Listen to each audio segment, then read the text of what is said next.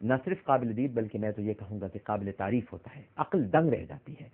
اور یہ ہمیں دراصل سمجھایا جاتا ہے، ان عقل پرستوں کو سمجھایا جاتا ہے، ان روشن خیال اعتدال پسندوں کو سمجھایا جاتا ہے جو بار بار اپنے نئے نئے زاویوں سے یہ بتانے کی کوشش کرتے ہیں کہ یوم نجات کی کوئی حیثیت نہیں ہے، اتنے سارے لوگ کیسے جمع ہو سکیں گے، یہ تو بس سمجھانے کے لیے بتانے کے لیے ہمیں بتا دیا تھا تاکہ ہم ڈسپلن میں رہیں.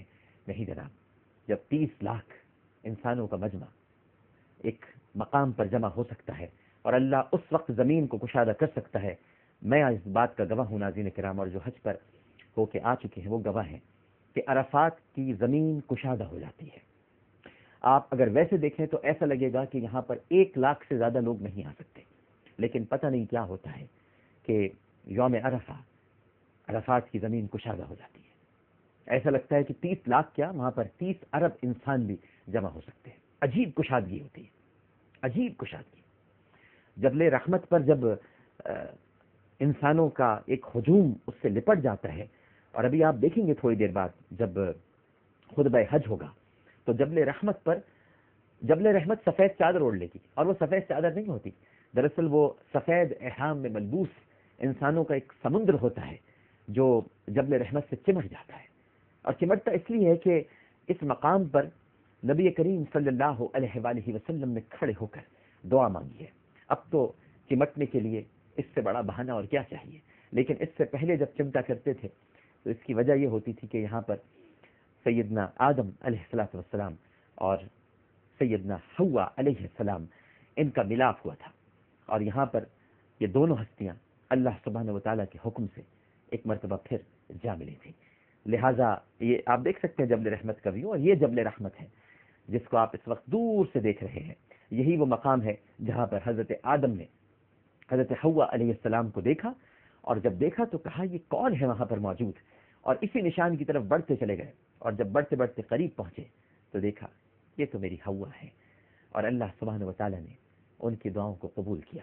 تو یہ دعا کی قبولیت کا مقام ہے، لہٰذا یہاں پر دعائیں کی جاتی ہیں، چمٹ چمٹ کر دعائیں کی جاتی ہیں، رو رو کر دعائیں کی جاتی ہیں، آنسو بہا کر دعائیں کی جاتی ہیں، پست آواز میں دعا کی جاتی ہے، بلند آواز میں دعا کی جاتی ہے. لہٰذا یہ زمین کشادہ ہو جاتی ہے ناظرین کرام. اور میں نے دیکھا ہے بارہا اپنی آنکھوں سے کہ یہاں پر یہ محاورہ فٹ نہیں آتا کہ تل دھرنے کو جگہ نہیں بچی، جگہ بہت بچتی ہے، کافی لوگوں کے لیے جگہ بچتی ہے. جو بیٹھنا چاہتا ہے اسے جگہ مل جاتی ہے، جو وہاں پر دعا کرنا چاہتا ہے اسے دعا کرنے کے لیے مقام میسر ہو جاتا ہے. لیکن یہ بات حقیقت ہے، اس میں کوئی شک نہیں ہے کہ یہ زمین کشادہ کر دی جاتی ہے اللہ کے حکم سے. جب حج کے موقع پر 30 لاکھ انسانوں کے لیے یہ زمین کشادہ ہو سکتی ہے تو اس میں کوئی اچنبے کی بات نہیں کہ یوم نجات کا مالک ہمارا آپ کا پروردگار، ہمارا آقا، ہمارا مولا، ہمارا خالق، ہمارا مالک کئی ارب انسانوں کے لیے اس جگہ کو کشادہ نہ کر دے. اور بعض روایات کے مطابق میدان عرفات ہی میں میدان حشر سجے گا، اور یہ میدان حشر ہی تو ہے ناظرین کرام. خدا کی قسم یہاں صرف سب کو اپنی اپنی پڑی ہوتی ہے. سچ کہتا ہوں آج کے دن واقعی سب کو اپنی اپنی پڑی ہوتی ہے. یہ اور الگ بات ہے کہ ہم دعا سب کے لیے مانگتے ہیں، اور یوم نجات اور عرفہ کے دن کا یہی فرق ہے. یوم نجات تو دعا ہی نہیں کی جا سکتی کیونکہ عمل کا وقت ختم ہو چکا ہے، اور آج عرفہ کے دن اعمال ہی کی بنیاد پر ہم اللہ سبحانہ وتعالیٰ کی بارگاہ میں کھڑے ہوتے ہیں. اس دنیا کو غنیمت جانیے ناظرین کرام، دنیا کو برا نہیں کہنا چاہیے، کیونکہ دنیا کو اس لیے غنیمت جانیے کہ یہ آپ کو عمل کا موقع دیتی ہے. عمل کریں گے تو اس کے بیچ آخرت کے لیے بوئیں گے، اور عمل کے بیچ جب آپ آخرت کے لیے بو دیں گے تو یوم آخرت انشاءاللہ میٹھے پھلوں کے شجر انہی بیجوں سے پھوٹتے ہوئے آپ دیکھیں گے، جو توانا ہوں گے، جو تر و تازہ ہوں گے، جو لہرا رہے ہوں گے، جن کے پتے اور پھل پکار پکار کے آپ کو آواز دے رہے ہوں گے، آؤ ہمارے سائے میں قیام کرو. تھوڑی دیر کے بعد آپ ہمارا ایک پروگرام دیکھیں گے، ان الصفا والمروہ من شعائر اللہ. اور اس پروگرام کا نام یہ اس لیے رکھا گیا ہے کیونکہ اس سیگمنٹ میں یا اس پروگرام میں آپ ان آیات کی تلاوت سن سکیں گے جن کا تعلق حج سے ہے۔ قاری محمد حسین آرائی صاحب تشریف لائیں گے، ملک کے ممتاز قاری ہیں، بہت خوبصورت انداز میں تلاوت کرتے ہیں۔ ان سے ہم آیات کی تلاوت سنیں گے، ترجمہ پیش کیا جائے گا، اور آج یہ ٹرانسمیشن انشاءاللہ شام 7 بجے تک جاری و ساری رہے گی۔ میں آپ کے ساتھی ہوں اور آپ میرے ساتھی ہیں۔ ایک چھوٹا سا وقفہ لیتے ہیں، وقفے کے بعد انشاءاللہ حاضر ہوں گے۔ اور آج ہمارے ہاں اس ٹرانسمیشن میں کچھ ایسی ہستیاں بھی تشریف لا رہی ہیں جن سے ہم گفتگو کریں گے۔ ان میں علامہ لیاقت حسین اظہری صاحب ہیں، مفتی عبد الحمید ربانی صاحب ہیں۔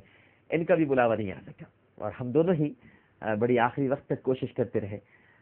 مفتی صاحب بھی اپنے اہل خانہ کے ساتھ جانا چاہ رہے تھے، لیکن انشاءاللہ اگلے برس سے ہی مفتی صاحب علامہ کوکب نورانی اوکاڑوی صاحب ہوں گے ہمارے ساتھ، علامہ سید رضی جعفر نقوی صاحب ہوں گے، علامہ سید حمزہ علی قادری صاحب ہوں گے۔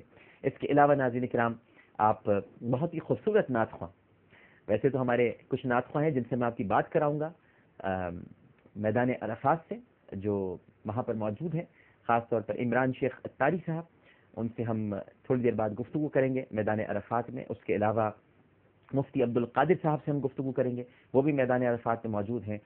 قاری خلیل الرحمان جاوید صاحب میدان عرفات میں موجود ہیں۔ اس کے علاوہ حضرت شاہ مظفر شاہ قادری صاحب، ان سے بھی گفتگو کریں گے، یہ بھی اس وقت میدان عرفات میں موجود ہے۔ اور تھوڑی دیر بعد ہم ان سب سے ہم کلام ہوں گے، براہ راست ان سے باتیں کریں گے۔ لیکن یہاں اسٹوڈیو میں ہمارے ساتھ جو نعت خواں تشریف رکھیں گے ان میں محمود الحسن اشرفی صاحب اور محمد ریحان قادری صاحب، خاص طور پر لاہور سے تشریف لائے ہیں ہمارے بہت ہی پیارے احمد رضا قادری صاحب، نام بھی بڑا خوبصورت ہے، نعتیں بھی بہت پیاری پڑھتے ہیں۔ اور اس کے ساتھ ساتھ میرا دوست بھی میرے ساتھ ہوگا، جو انشاءاللہ آج ایک بہت ہی خوبصورت سیگمنٹ ہم پیش کریں گے آپ کے لیے، جو حضرت ابو بکر صدیق رضی اللہ تعالی عنہ نے حج کے موقع پر جو دعا کی، جو التجا کی، اسے عربی زبان میں پیش کریں گے مکرم علی خان صاحب، اور اس کا ترجمہ اور تشریح انشاءاللہ میں آپ کے سامنے پیش کروں گا۔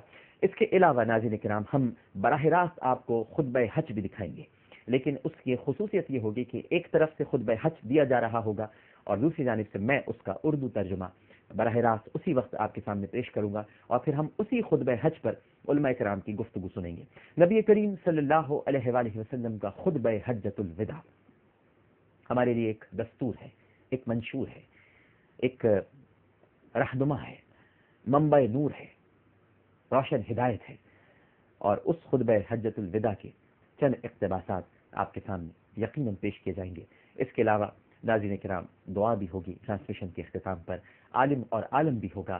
اور آج میں آپ کو یہ بھی بتانا چاہوں گا کہ آج اس ٹرانسمیشن کے آغاز کے ساتھ ہی اب عالم اور عالم پیر سے جمعرات تک روزانہ آپ 6 سے 7 بجے براہ راست دیکھ سکیں گے، یعنی عالم اور عالم سیزن 2 کا دوبارہ آغاز ہو جائے گا۔